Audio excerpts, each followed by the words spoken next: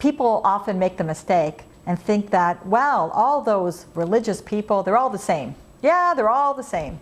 I have to tell you, it's so not true. If you look at the different streams of Judaism, really amongst the very observant stream, they are so not the same. There are so many variances, so many different types of groups of observant Jews. It's just incredible. Recently, I had the opportunity a few weeks ago to speak in Borough Park. It is a suburb of New York City, and it's filled with very religious people, and a lot of them are Hasidim. Now, my husband and I were pretty mainstream in terms of observance and from the yeshiva world. So this was a whole different world for me.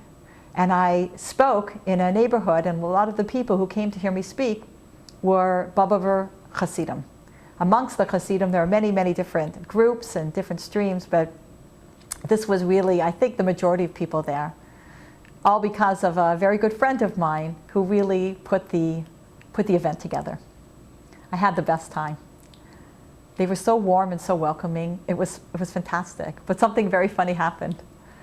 It was like I was transported back 25 years ago when I first started becoming observant, because their customs are so different and so fascinating. And I would ask my friend, so how old are you when you get married, and how does it work, and how do you date, and what do you do after that, and what do they do for a living, and what do you do this, and how come you do that? And she was so open and so fantastic, answering all my questions. But I was like a kid again. And it did take me back. And I remember the people 25 years ago who were patient and took the time to listen to all of my questions. Some of them were a little bit off, some of them were a little bit cynical, and some of them were just naive. But they took all of them seriously. And they answered everyone with patience and love and understanding. That was my welcome. That's what happened 25 years ago, and that's what happened a few weeks ago. So if you're ever in a situation where you're on either end, either you're asking the questions or you're answering the questions, be open. You never know what you're going to learn. You're going to learn so much when you ask, and believe me, you're going to learn a lot when you answer.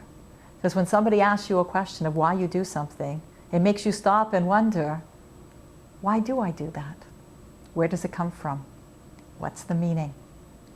Don't be afraid of the questions, and don't be afraid of the answers. Thank you to all of you in Borough Park who welcomed me into your life, into your community, and were so patient with the questions and so amazing with the answers. I'm Lori, Almost Live.